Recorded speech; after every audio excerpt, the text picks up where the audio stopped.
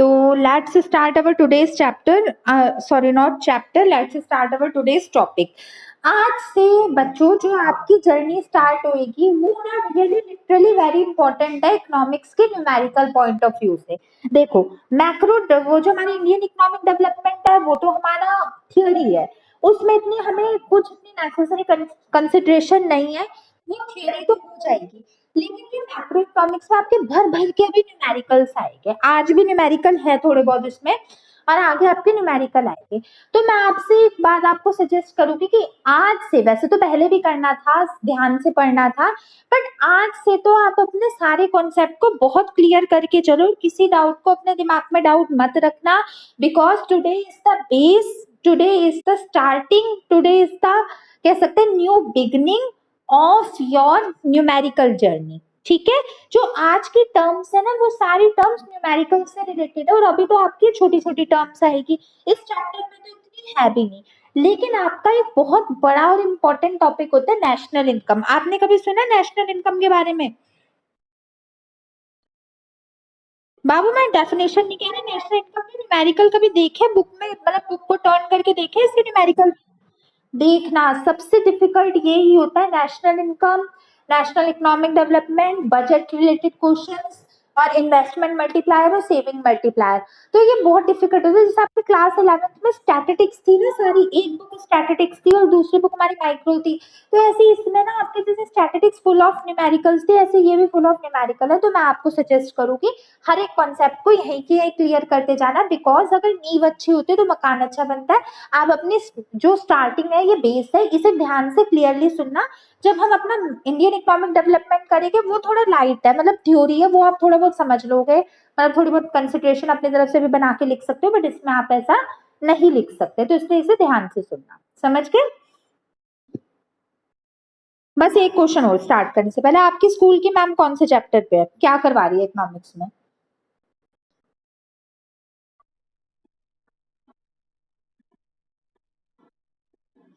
Chapter मतलब second chapter?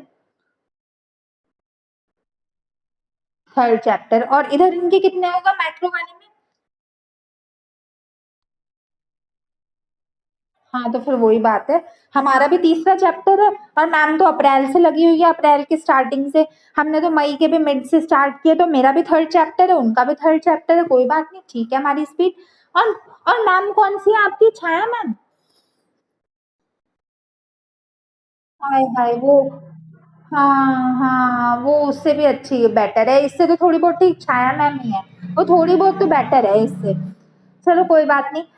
तो पता है टीचर्स ना अधिकतर मैक्रो करवाने में ना लेट ही करती है, हिचकती है। इसका रीजन ये है क्योंकि मैक्रो में ही न्यूमेरिकल होता है, बट आप ना मैक्रो, मैं तो कहूंगी साथ के साथ लेके चलो, ज्यादा इंटरेस्टिंग भी यही होते हैं, लेकिन अगर आपको समझ आ जाए तो ठीक है।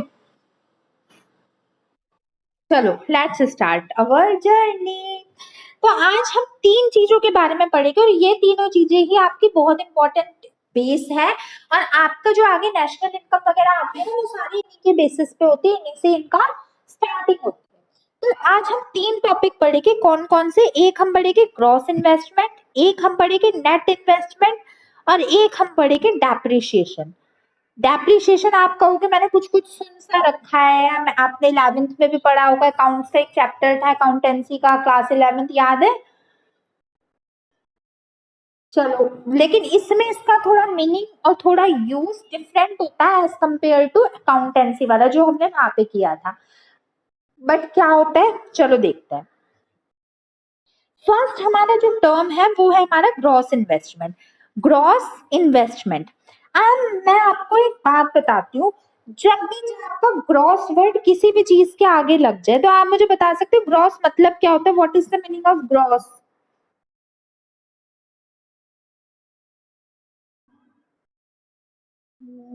फिर नेट मतलब क्या होता है, अगर ग्रॉस मतलब टोटल होता है तो?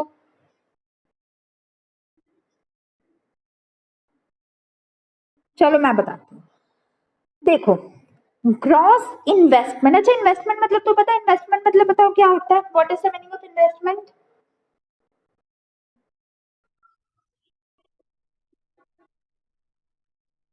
हाँ पैसा लगाना आगे प्रॉफिट अर्न करने के लिए या आगे कुछ अर्न करने के लिए प्रॉफिट लगाना, उसे प्रॉफिट अर्न करने के लिए पैसा लगाना, उसे इन्वेस्टमेंट कहते हैं। ध्यान से देखो, gross investment means total production of capital goods during the year। Cross investment का मतलब होता है कि आपने एक साल में, पहली बात हमारा अकाउंटेंसी सारा 1 ईयर के बेसिस पे चलता है या 1 ईयर के कॉन्सेप्ट पे चलता है। तो क्रॉस इन्वेस्टमेंट का मतलब होता है कि आपने जितने भी प्रोड्यूस किए गुड्स, इन्वेस्ट किया, अपना मनी इन्वेस्ट करा और उसमें हमने प्रोड्यूस किए जितने भी कैपिटल गुड्स किए हमने 1 ईयर में, 1 ईयर में हमने कितने परचेज, हमने कितना मनी इन्वेस्ट किया न्यू की प्रोडक्शन में, परचेज कर लेना बच्चे। जब आप लिखोगे ना ये, इसमें ये कर लेना, cross investment means the total purchase of capital goods, production की जगह परचेज कर लेना, ठीक है। ये मिस्टेक रेक्टिफाई कर लेना फर्स्ट में। Means the total purchase of capital goods during the particular year. आपने एक साल में कितने न्यू एसेट्स को खरीदा, वो हमारा ग्रॉस इन्वेस्टमेंट में आता है। सुनने में साउंड्स वेरी इजी ना, सुनने में काफी इजी लग रहा है ना, ये कि तो बड़ा इजी सा कॉन्सेप्ट लग रहा है ना। बट क्योंकि कोई भी जो इजी लगता है वो इजी होता नहीं है।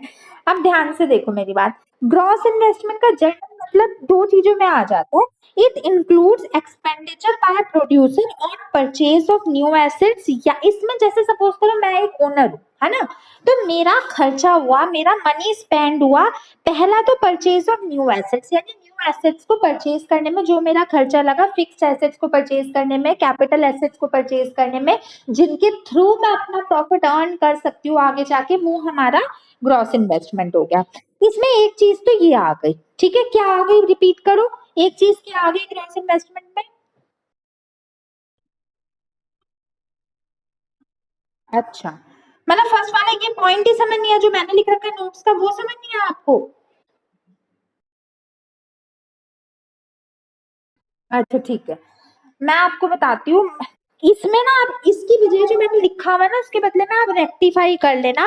Gross investment means the total purchase, मैंने प्रोडक्शन लिख रखा है ना, अब इसके बदले में लिख दो total purchase of capital goods during the year. बस प्रोडक्शन की जगह परचेज कर लो।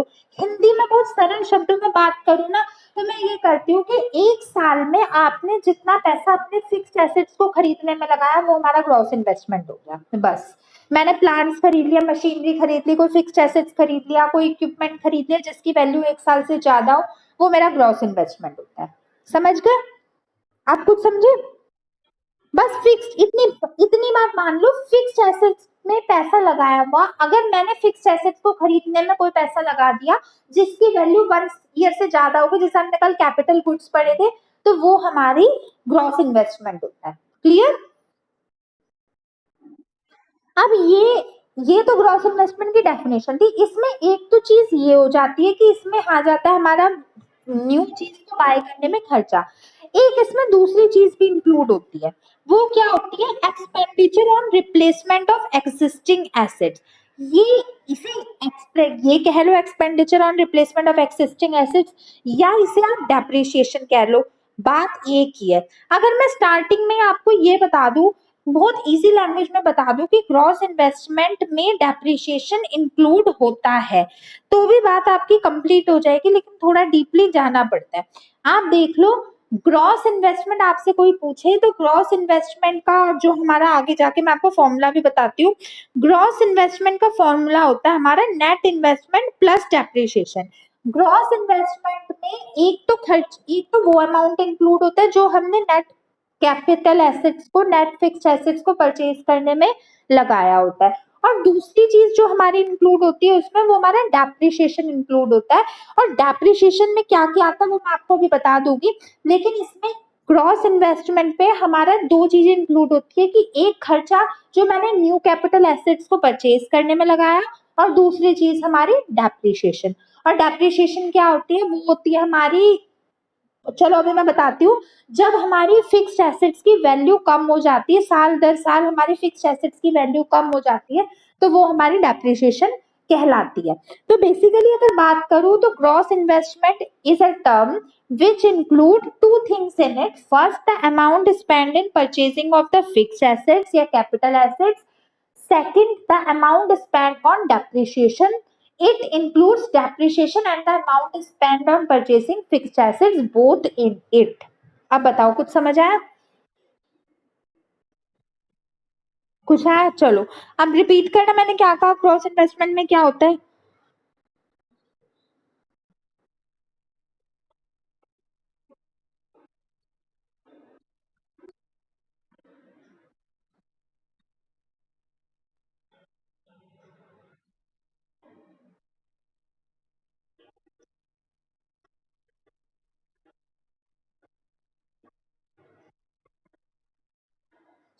सिंपल वर्ड में कह रहे तो इसमें डेप्रिसिएशन भी इंक्लूड होता है। देखो खर्चा तो दोनों में ही होता है, फिक्स्ड एसेट्स को परचेज करने में, नेट और ग्रॉस दोनों में। बस ग्रॉस में हम उसके डेप्रिसिएशन को इंक्लूड कर लेते हैं और नेट में डेप्रिसिएशन इंक्लूड नहीं करते।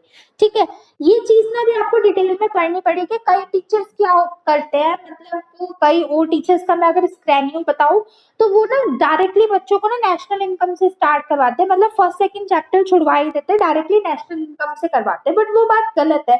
जैसे इसमें आप जब तक नेशनल इनकम में पहुंचोगे तो तब तक आपको ना इसकी बेसिक टर्मिनोलॉजीज पता होगी कि बेसिक टर्म्स क्या है। अब अगर आपके पास डायरेक्टली आ जाता है नेशनल इनकम का क्वेश्चन करने के लिए तो आपको वो कितना डिफिकल्ट लगता है अगर किसी बच्चे को पता ही ना हो कि ग्रॉस क्या होता है क्या नहीं। नेशनल इनकम में सिर्फ इसका इतना सा यूज होता है कि ग्रॉस इन्वेस्टमेंट गिवन है तो उसमें डेप्रिसिएशन प्लस करके लिख लेते हैं, ग्रॉस निकालना हो तो, और नेट निकालना हो तो डेप्रिसिएशन माइनस कर देते हैं। इसका रोल तो बस इतना सा है। लेकिन अभी क्योंकि चैप्टर 2 है तो इसमें थोड़ी बड़ी डेफिनेशन है तो हमें थोड़ा डिटेल में पढ़ना है।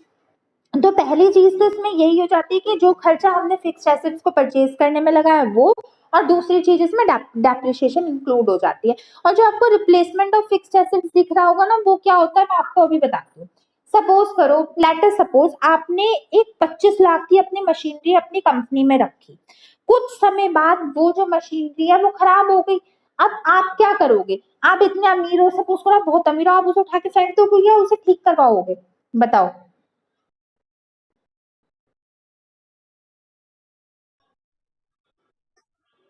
ठीक करवाओगे ना तो उसकी इंग्लिश क्या होगी? बताओ, अगर आप उसे ठीक करवाओगे अपनी मशीनरी को तो उसकी इंग्लिश क्या होगी? रिपेयर।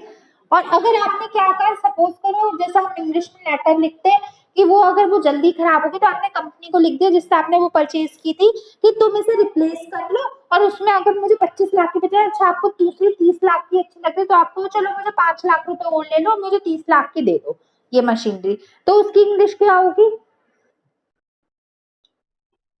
हाँ, वेरी गुड, उसकी इंग्लिश होगी रिप्लेसमेंट ऑफ फिक्स्ड एसेट्स। और वही चीज हमारे ग्रॉस इन्वेस्टमेंट में इंक्लूड होता है। ग्रॉस इन्वेस्टमेंट में वो भी खर्चा इंक्लूड होता है कैपिटल एसेट्स के साथ साथ कि आपने एक बार गुड्स लेके रख लिया, एक तो वो खर्चा हो गया। एक होता है उसके मेंटेनेंस चार्ज, जैसे अगर खराब हो गई रिप्लेस करवाना होगा उसका खर्चा, डेप्रिसिएशन हो गया उसका खर्चा, और जो मशीनरी से रिलेटेड छोटे मोटे खर्चे होते हैं उसका खर्चा। ग्रॉस इन्वेस्टमेंट में सभी कुछ इकट्ठा इंक्लूड होता है। ठीक है, आप समझ गए ग्रॉस इन्वेस्टमेंट क्या होता है? इसका फॉर्मूला देखो फोर्थ पॉइंट पे। थर्ड देख लेते हैं पहले point, gross investment is find out by adding depreciation in it. Gross investment find out कर सकते हैं हम उसमें डेप्रिसिएशन को प्लस करके। और gross investment is equal to net investment plus depreciation. ये फॉर्मूला आप याद करो, अभी याद करो। Gross investment is gross investment is equal to net investment plus depreciation, इसमें हमारा डेप्रिसिएशन इंक्लूड होता है। ठीक है, और फिफ्थ पॉइंट देखो, इसका फिफ्थ पॉइंट में हो जाता है हमारा, it includes the replacement investment of depreciation of fix asset. जैसे मैंने अभी आपको बताया, अगर आपकी कोई ओल्ड मशीनरी खराब हो गई, आपने उन्हें रिप्लेस कर लिया और उसमें आपको कुछ और एक्स्ट्रा ऐसे ऐड करने पड़े, जैसे 5 लाख आपने एक्स्ट्रा ऐड करे तो वो 5 लाख हो जाएगा रिप्लेसमेंट ऑफ फिक्स एसेट्स में, वो भी हमारा ग्रॉस इन्वेस्टमेंट में ही आता है। समझ गए? अब चलो एक बार मैं आगे बढ़ू इससे पहले मुझे अच्छा सा क्रॉस इन्वेस्टमेंट एक्सप्लेन कर दो अपने लैंग्वेज में।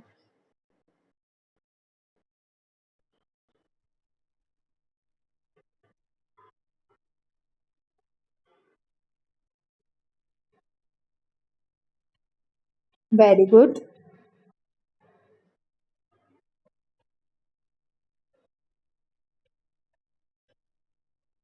Very good.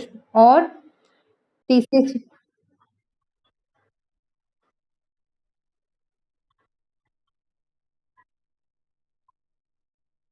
वेरी गुड, शाबाश। तो समझ गए, ग्रॉस में कोई डाउट तो नहीं? चलो नेट इन्वेस्टमेंट में आ जाते हैं। Net investment, it includes expenditure by producer on the purchase of new assets only। मैंने पहले ही कहा था, खर्चा तो दोनों में ही इंक्लूड होता है। इन्वेस्टमेंट है भाई, इन्वेस्टमेंट मतलब ही खर्चा होता है। तो उसमें भी फिक्स्ड एसेट्स पे इन्वेस्टमेंट इंक्लूड होता है, इसमें भी फिक्स्ड एसेट्स पे इन्वेस्टमेंट इंक्लूड होता है। डिफरेंस क्या होता है, जो हमारा ग्रॉस वाला होता है उसमें डेप्रिसिएशन इंक्लूड होता है, लेकिन नेट वाले में हमारा डेप्रिसिएशन इंक्लूड नहीं होता। और एक बात मैं आपको और भी बता दूं, हर जगह, हर जगह किसी भी स्टेटमेंट को फाइंड आउट करने के लिए, किसी भी नेशनल इनकम को फाइंड आउट करने के लिए, किसी भी पर्टिकुलर इकोनॉमिक ग्रोथ से रिलेटेड टर्म को फाइंड आउट करने के लिए, किसी भी टर्मिनोलॉजी को फाइंड आउट करने के लिए हमेशा नेट इन्वेस्टमेंट या नेट की टर्म ही देखी जाती, ग्रॉस कभी भी नहीं देखी जाती। ग्रॉस बस जीडीपी वगैरह फाइंड आउट करने में आ जाते हैं, बट कोई भी आपकी नेशनल इनकम मतलब नेशनल लेवल की चीज फाइंड आउट करनी हो ना, उसमें कभी भी हमारी ग्रॉस की टर्म नहीं आती, हमेशा नेट की टर्म आती है। देखो, दोनों में खर्चा हुआ, उसमें भी खर्चा हुआ, इसमें भी खर्चा हुआ। ग्रॉस वाले में डेप्रिसिएशन और replacement of fixed assets include कर लिया, नेट वाले में ये सारी चीजें इंक्लूड नहीं करी। समझ गए इतनी बार?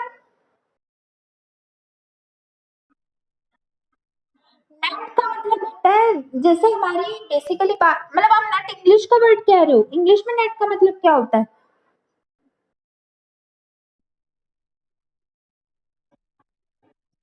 हाँ, हाँ, हाँ, हाँ, वेरी गुड।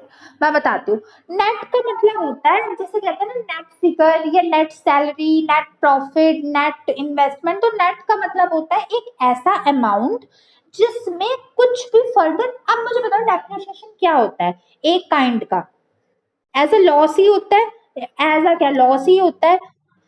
तो नेट एक ऐसी फिगर होती है, जब चाहे नेट प्रॉफिट हो, चाहे नेट सैलरी हो, चाहे नेट इन्वेस्टमेंट हो, ये एक ऐसी फिगर होती है जिसमें हमारी प्रॉफिट, जिसमें हमारी टैक्स, लॉस, एक्सपेंस सबको हटा के हमारी फिगर ली जाती है। इसमें कोई भी लॉस, कोई भी एक्सपेंडिचर, कोई भी टैक्सेस कुछ भी इंक्लूड नहीं होता, सब कुछ को हटा के लिया जाता है।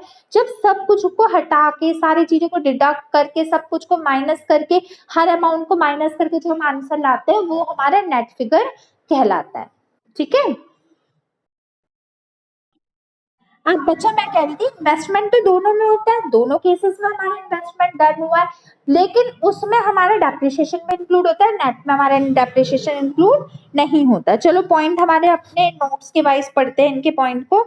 पहला पॉइंट है, it includes the expenditure by the producer on the purchase of new assets only. इसमें सिर्फ हमारा न्यू एसेट्स में, न्यू एसेट्स को परचेज करने में जो हमारा अमाउंट लगता है, सिर्फ वो ही इंक्लूड होता है। ठीक है। Second, it do not includes any amount related with spend on depreciation. इसमें वो कुछ भी नहीं आता, कोई अमाउंट डेप्रिसिएशन का या डेप्रिसिएशन से रिलेटेड कोई टर्म इसमें नहीं आती। ठीक है। Third, it is find out without adding depreciation in it. इसमें हम इसे हम फाइंड आउट करते हैं डेप्रिसिएशन को इंक्लूड किए बिना। और इसको फाइंड आउट करने का फॉर्मूला होता है, net investment is equal to gross investment minus depreciation. Isha, अब आप ना बिल्कुल भी रोल मत करना, स्क्रॉल मत करना, ऊपर मत जाना, मुझे बताना ग्रॉस का क्या फॉर्मूला था, ग्रॉस इन्वेस्टमेंट का। देखा तो नहीं ना कहीं से? ओके बाबू। अब मुझे ये बताओ, अब नेट इन्वेस्टमेंट का क्या फॉर्मूला है? Gross investment minus depreciation. याद करो इसे, ग्रॉस इन्वेस्टमेंट माइनस डेप्रिसिएशन। हो गया? ठीक है। ओके बच्चा, चलो फिफ्थ देखते हैं अपना point. It helps in finding out the existing stock of capital. इससे देखो, ग्रॉस से तो हमारा डेप्रिसिएशन वगैरह सब इंक्लूड होते हैं, तो इससे हमारी नेट फिगर नहीं फाइंड आउट हो सकती। लेकिन ये जो नेट डेप्रिसिएशन होता है ना, नेट इन्वेस्टमेंट होता है, नेट इन्वेस्टमेंट से हमें पता चलता है कि हमारे एग्जिस्टिंग स्टॉक ऑफ कैपिटल कितना है, मतलब हमारे पास एग्जिस्टिंग इस वक्त एक पर्टिकुलर समय में हमारी कैपिटल कितने के, कैपिटल बोले तो हमारे फिक्स्ड एसेट्स कितने के हैं, या हमारे पास कितनी हमारी नेटवर्थ है, कितना हम हमारे पास इस वक्त प्रॉफिट है at a particular period of time, इससे ये पता चलता है। फिर अगर कोई आपसे ग्रॉस और नेट के में दोनों में पूछे कि कौन सा बेटर होता है, तो ऑफ कोर्स हमारी नेट वाली फिगर बेटर होती है। और नेट इन्वेस्टमेंट से ही हमें पता चलता है कि हमारी प्रोडक्शन कैपेसिटी कितनी है, कि हमारे पास कितने अमाउंट के गुड्स है, हम कितने उसमें प्रोड्यूस कर सकते हैं। सेकंड, इसी से ही हमारी एम्प्लॉयमेंट जनरेशन भी होती है। कैसे? अब ये बताओ ये कैसे होता है? प्रोडक्शन कैपेसिटी तो चलो मैं आप मान सकते हो कि उससे हो सकती है, हम इसे कंसीडर कर सकते हैं। मुझे ये बताओ इसमें ये एम्प्लॉयमेंट को कैसे जनरेट करने में हेल्प करती है?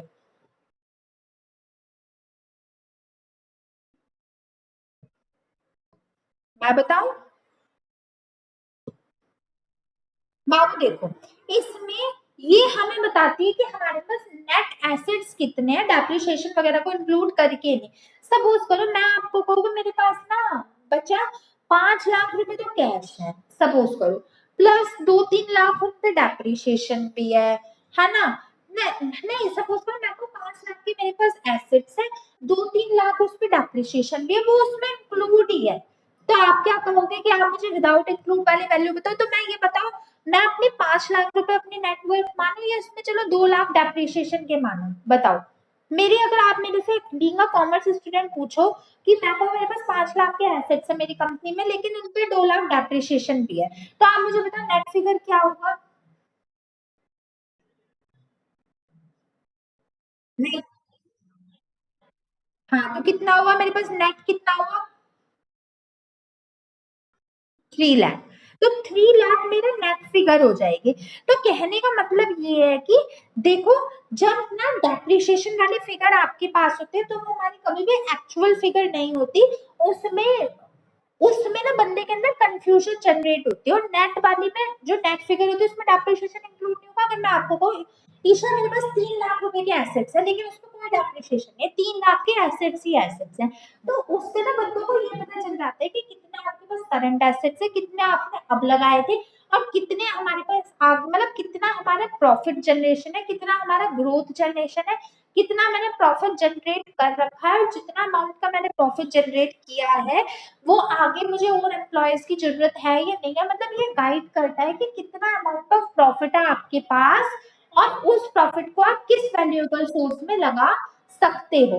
कि अगर सीधे शब्दों में बात कहूं तो ये हेल्प करता है एम्प्लॉयमेंट जनरेशन के, ये बता के कि आपकी कंपनी कितना प्रॉफिट अर्न कर रही है, और क्या आप इस कंडीशन में हो कि आप न्यू एम्प्लॉयज को अर्न कर सकते हो या न्यू एम्प्लॉयज को अपॉइंट कर सकते हो या नहीं।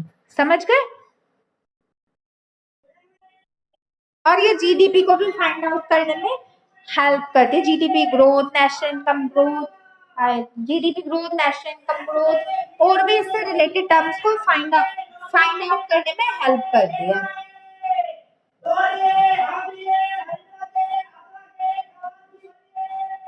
समझ गए बच्चे? नेट इन्वेस्टमेंट समझ गए? अब मुझे एक बार बताना मैंने क्या बोला, नेट इन्वेस्टमेंट को दोबारा बताना।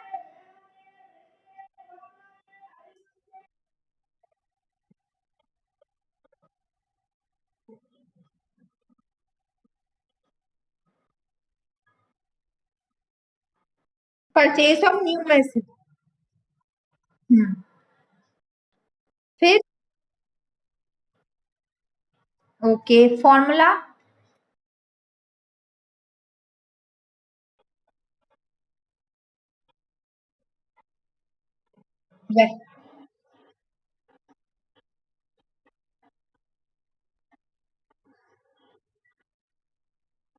वेरी गुड, शाबाश। अब आपको नेट और ग्रॉस का कंसेप्ट समझ आ गया? तो आपके 1 से 2 मार्क्स तो एग्जाम में पक्के है। डायरेक्टली इसका क्वेश्चन आए ना, लेकिन नेशनल इनकम में तो ये जरूर इंक्लूड होता है। आपको इसका काउंटिंग ट्रीटमेंट समझ आ गया, तो अभी 80 में से 1 या 2 मार्क्स तो आपके इस मामले में पक्के हैं। चलो गुड। अब डेप्रिसिएशन देख लेते हैं। पहले मुझे ये बताओ डेप्रिसिएशन, इससे पहले मैं आपको बताऊं, आप बताओ डेप्रिसिएशन क्या होता है, क्योंकि कॉमर्स में आपको जब आप आते हो तभी से डेप्रिसिएशन गाया जाता है। बताओ क्या होता है?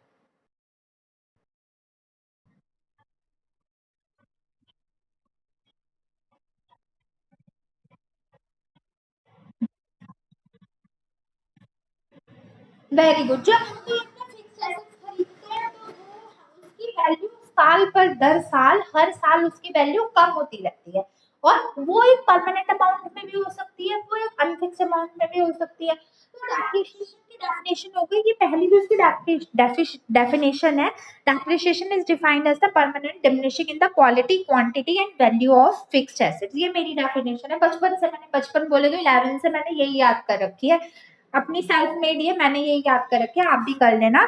इससे तो कोई फर्क नहीं पड़ता, और कभी भी आपका ना अकाउंट्स वाले डेप्रिसिएशन नहीं आएगा इसमें, और ना ही कोई ये देखेगा कि आपने डेप्रिसिएशन की क्या डेफिनेशन लिखी है। बस आपको यही मतलब होना चाहिए कि डेप्रिसिएशन में क्या इंक्लूड होता है जब हमारी वैल्यू कम हो जाती है इसकी। चलो एक छोटा सा 11th का क्वेश्चन पूछ लेती हूँ, कितने मेथड से हम डेप्रिसिएशन फाइंड आउट कर सकते थे 11th में, अभी भी कर सकते हैं खैर, कौन कौन से?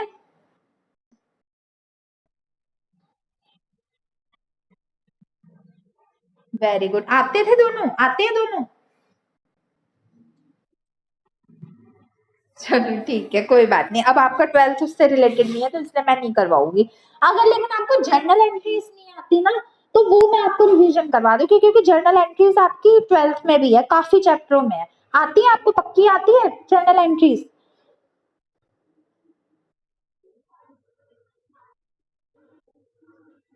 किस तरीके से आपने की थी, मतलब लर्न करके की थी या समझ के की थी 11th में?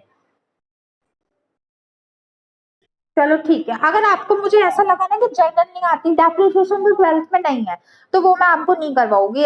आगे अगर कॉलेजेस में होगा तो होगा, 12th में तो नहीं है, लेकिन अगर आपको जर्नल एंट्रीज नहीं आती तो मैं आपको करवा दूंगी इसके, जब उससे टॉपिक आएगा। ठीक है, चलो बैक टू द इकोनॉमिक्स, अभी इससे हमें मतलब नहीं, जब अकाउंट्स का पीरियड होगा तब वो करेंगे। तो अभी आपके लिए क्या इंपॉर्टेंट है, आप ये देखो डेप्रिसिएशन में को कहते ही क्या है। पहली बार, डेप्रिसिएशन को consumption of fix asset, fixed capital भी कहा जाता है इकोनॉमिक टर्म में। ठीक है, अब अब डेप्रिसिएशन में इंक्लूड क्या क्या होता है देखो, इसमें इंक्लूड होता है normal wear and tear. Wear and tear का क्या मतलब है, इंग्लिश की टर्म में क्या मतलब है वियर एंड टीयर का?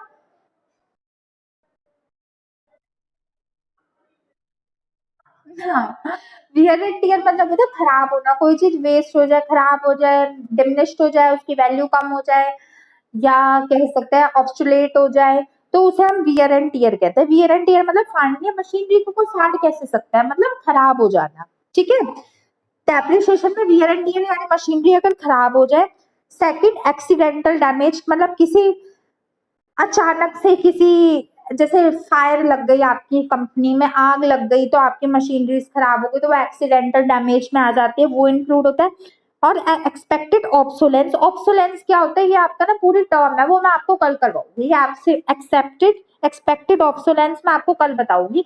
अभी के लिए आप ये देख लो, ये तीन चीजें इंक्लूड होती है हमारे डेप्रिसिएशन में, normal wear and tear, accidental damage और एक्सपेक्टेड ऑब्सोलेंस। क्लियर? डेप्रिसिएशन में कोई दिक्कत तो नहीं? चलो, ये न्यूमेरिकल आप सुंदर सुंदर तो अपनी कॉपी में बाद में कर लेना, बट अभी मेरे यहीं पे ही करके दिखाओ। देखो, इसमें हमारे न्यूमेरिकल में क्या क्या है, यहाँ से जय माता दी, यहाँ से हमारे आज के इकोनॉमिक्स के न्यूमेरिकल स्टार्ट होते हैं। देखो, फाइंड, आपको फर्स्ट करना, अभी मुझे आंसर बता देना। सॉरी, मुझे समझ नहीं आया क्या कह रहे, अच्छा आंसर भी बोल दिया आपने।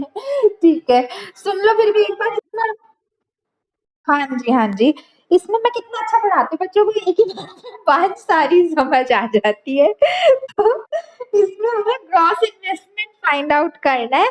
अगर हमारा नेट इन्वेस्टमेंट 5 लाख है और डेप्रिसिएशन 50,000 है, फॉर्मूला में पुट करना है, जो आप मुझे काम करके दिखाओगे, तो काम में आप सुंदर सुंदर करके दिखाना। आप लिखना gross investment is equal to, formula करके लिखना 5 लाख प्लस 50,000, क्योंकि नेट इन्वेस्टमेंट प्लस डेप्रिसिएशन ये हो जाएगा 5,50,000। Correct, very good. आप काम मुझे सुंदर सुंदर करके दिखाना, ठीक है?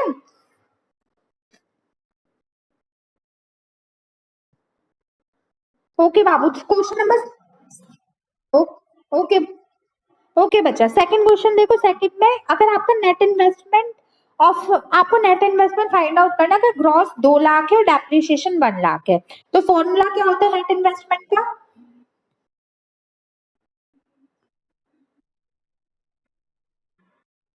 माइनस, हाँ, ग्रॉस माइनस डेप्रिसिएशन। सॉरी बच्चा, आवाज नहीं आई, एक बार दोबारा बोलो, क्या हो जाएगा इसका answer? Very good, 2 lakh minus 1 lakh. तो 1 लाख हो जाएगा क्योंकि नेट में से माइनस कर देते हैं। थर्ड क्वेश्चन हल्का फुल्का डिफिकल्ट है, इसमें आपको डेप्रिसिएशन फाइंड आउट करना है। अगर आपका ग्रॉस इन्वेस्टमेंट 4 लाख और नेट इन्वेस्टमेंट 3 लाख है, तो बताओ किस फॉर्मूले से आपको फाइंड आउट करके दिखाऊं, ग्रॉस से करके दिखाऊं या नेट से?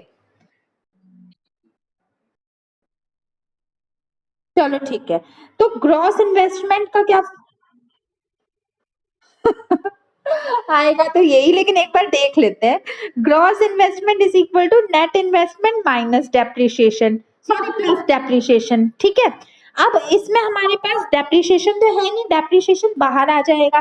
तो ग्रॉस हमारा 4 लाख के 4 लाख प्लस का इधर आके माइनस हो जाएगा, -3 लाख। आंसर आ जाएगा 1 लाख। आप किसी भी तरीके से करके देख लो, नेट से करके देख लो तो भी 1 लाख आएगा, क्रॉस से करके देख लो तो भी 1 लाख आएगा। ठीक है,